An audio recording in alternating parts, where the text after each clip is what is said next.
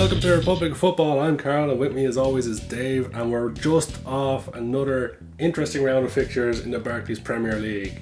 What did you make of this week's games? It was kind of a hodgepodge of good games, amazing results, unseen phenomenons like Watford beating Arsenal at the Emirates, like Hull not losing. Yeah, that's been amazing since their new manager came in actually. But I think everyone's talking about it. Leicester are in serious trouble.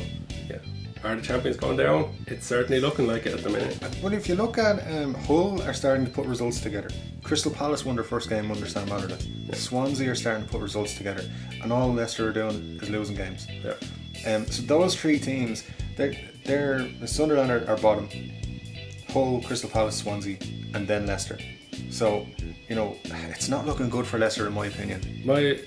I'm not caught up with African football. I'm not sure what's going on in the African nations. I know that Mane's back at Liverpool because they made a big deal of that, but I don't know, is Mahrez back? Mahrez is back. He's played for them and everything. Has he? Yeah. Okay. And I was going to say maybe they didn't improve when he came back, but obviously if he's back already, then and they're still not winning. Like, they lost to Burnley, and okay, Burnley have been fantastic at home. They've been terrible away. It's a weird situation. It's almost like two completely different teams. When they're at home, they're a different side altogether.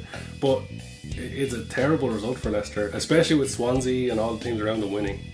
Yeah, that's the thing. The teams, the three teams directly below them are starting to win games. They're starting to put good results together. Like Hull last night drew 0-0 at Man United at Old Trafford. Yeah. They obviously put a big shift in, and they have to go to play Liverpool now, who look a little bit better again.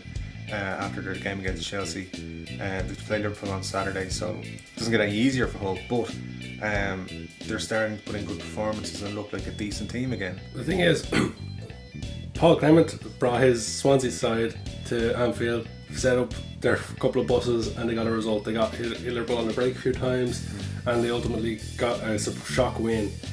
Can Hull do the same thing? Well, Hull are playing at home against Liverpool this week, but they went to United, and obviously they put a lot of hard work in. They did defend very deep, all that sort of stuff, but they got there 0-0. Beat them in the cup and drew with them in the league. It's a good week for Hull. It's a historic week. Get two good results against Man United like that. It's interesting because the transfer window just slammed shut the other day. Hull did some good business and they did some strange business in terms of they let Jake Livermore go, who was arguably one of their most important players. Yeah. Robert Snodgrass, who was their most important player.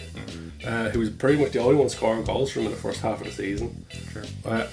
They let both of them go. They brought in Lazar Markovic, who has yet to set the Premier League alight, but he's come in from a bigger team in Liverpool, so it's a big signing. Liverpool paid 20 million for him, and they have him on loan now for the rest of the season. They brought in Andrea Ranocchia, or that Italian guy from Inter Milan. Okay. So they're bringing a higher quality of player. Is it going to be enough for them? Well, again, I think it comes down to, I think at the moment they're second favourites to go down. Yeah. But you've got to look at it and say they are actually playing quite well. They did beat Manchester United in the League Cup. They did draw with United. If they get a result against Liverpool at the weekend, you've got to seriously consider that they might actually jump up the table. And Leicester and Middlesbrough in particular are very catchable for any of the teams in the bottom three at the moment. Did Hull improve on their team in the transfer window, or did they make it worse? Because they lost some big players, but they brought in some bigger names. I think only time will tell. I think, if Snodgrass goes to West Ham and replaces Dimitri Payet, well then, they've lost a great player. But I don't think that's going to happen. Livermore's gone to West Brom. He's a good player on his day. Yeah. The only thing is, for me, he's a bit hit and miss. He can have great games, he can have terrible games. I suppose one way to look at it is that they've had Livermore and Huddleston as their two midfielders for a while. Perhaps it's starting to get a bit stale. They just need to freshen things up and go for a different approach. It'll be interesting to see how the new players fit in there and if they can get them out of it. But the one thing that has to be said is both Marco Silva and Paul Clement have started exceptionally well. They have. And we said on the show, in one of our first shows, that Marco Silva, it just doesn't make any sense as a signing. At the moment it's starting to look good. There's still half a season to go. We'll review it again at the end of the season and see if we've got egg in our face for saying it's not going to work. Well, but initially I thought it was crazy of him to go to Hull rather than, Hull needed to do something. But from my point of view, I thought a manager with Champions League experience going into a team and a championship winning resume going into a team like Hull who looked destined for relegation. Now, to be honest with you, I'd tip them at the moment to stay up. Well, there is always the factor of whenever a new manager comes into a club, they get a little bit of a boost. They do a little bit better. The unfortunate thing for Hull is the run of games they've had. They've had Chelsea, they've had Man United, they've got Liverpool next. They've got a really tough run of games for Mark Silva to start and try get that boost. They lost to Chelsea despite putting in a good performance. They only drew with United, so they only picked up 1 point when other teams around them like Swansea are picking up 3. And now they go to Liverpool. If they don't get a win against Liverpool, other teams around them might pick up points as well, and all of a sudden that little boost isn't as good as it initially looked. And then there's confidence going back on the floor. It's a huge boost in their performances though, and it's not about what they do against Liverpool or Manchester United or Chelsea. It's going to be what they do against the teams around them. That's how they'll stay up or go down. That's where the Premier League experience comes into it though.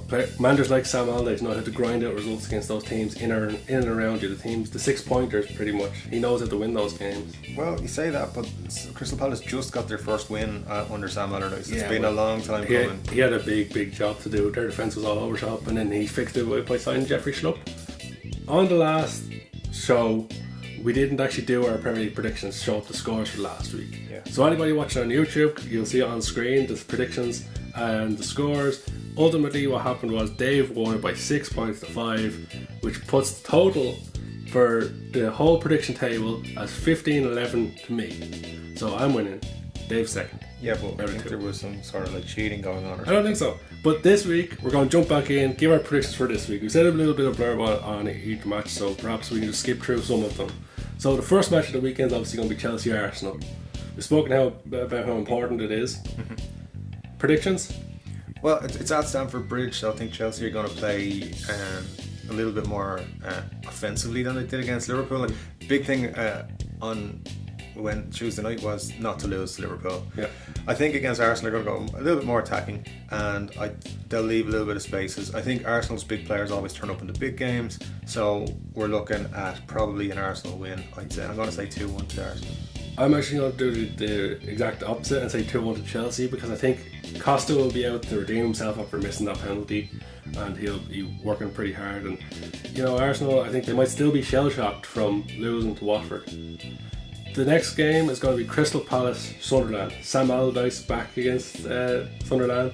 Well, it's a massive game, but I mean, we shouldn't really be calling them Sunderland anymore. We should be calling them Everton from 6 years ago. Everton Junior. Yeah, it's David Moyes just basically signed all the Everton players. That was David Moyes' plan. Like, who can I sign that I signed a few years ago? the Darren Gibson. I'm not sure, did he sign Brian Oviedo or was it Roberto Martinez? They already have Pienaar, they have Anichebe, they signed Joey and Lescott. Yeah, so, well, basically, look, I'm going to give Sam Allardyce the edge there. I think Sunderland, it's hard to know. They put in good performances, but I don't think they have what it takes to actually be in the Premier League anymore. Yeah. So I'm going to say that Sam Allardyce's Crystal Palace are going to win that, maybe 2-0. Yeah, I'd go along something like that. I'm going to give it 1-0 to Crystal Palace. I don't think it'll be the most exciting game of the weekend. I think Sam Allardyce brought in some good players, and I think they have a little bit of boost after winning the other day, so I'll give it 1-0 to Palace. Everton, Bournemouth. Everton are on some good form. Bournemouth are on actually some bad form now. Yeah, Bournemouth, if they're not careful, will end up dropping into that relegation battle as well. They're only 4 points off Leicester, so at the moment they're okay, but I think that they're lucky that there's just so many other teams doing so bad. There are 6 teams worse than them in the league. Yeah. And you know, look, most teams go through these little slumps in the season.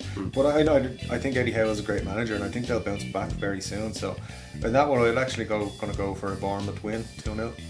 Ronald Koeman had a fantastic end to the season last season with Southampton. If he has anything similar with Everton, they may force themselves into the top 6 if any of those teams slip up. So I'm going to give it to Everton. I'm going to say 2-0 Everton. Hull, Liverpool at Hull. Yeah, well, obviously we've been saying Hull have been better under Marco Silva. Liverpool seem to be on the up from their dip in January when they played Chelsea the other night. I think it's going to be a very tough game for Liverpool, and I think Hull are going to try and kind of keep things very tight. Yeah. It all depends on if there's an early goal or not. If Liverpool score early, they'll probably smash them. If Hull score early, they'll sit back and keep it very, very tight and try and keep it 1-0. So, with that said, I'm going to go for a 3-1 win to Liverpool. Great. Hull, as I said, they're improving performance-wise at least. Liverpool seem to have rediscovered their bad form against the small teams, because they do well against the big teams and they struggle against the small teams. It's the way they've done it in the last few years, at least under Brendan Rodgers. So I wouldn't be surprised if Hull got something, but I'm going to give it 1-0 to Liverpool. I don't think it's going to be a very exciting game either. A lot of buses are going to be on that field. Yeah, probably. Then we move on. Southampton against West Ham. Now, since the semi-final, Southampton haven't done as well. They've also lost Jose Fonte to West Ham, and Virgil van Dijk is out for another few months now. Well, that's it. The added spice of Fonte playing against Southampton after that, refusing to play from and all that kind of rubbish. Will he score the winner? Probably not, because he didn't look very good for West Ham when they played Man City. His debut, and they lost 4-0. Yeah. Look, I think Southampton have a better team. I think they have better players, but at the same time, West Ham are not terrible. They did make some good signings in the transfer window. I actually think this could be a very good game, and I'm actually going to throw it down and say it's going to be like 4-3 or 3-2. I'm going to hedge my bets and say 3-2.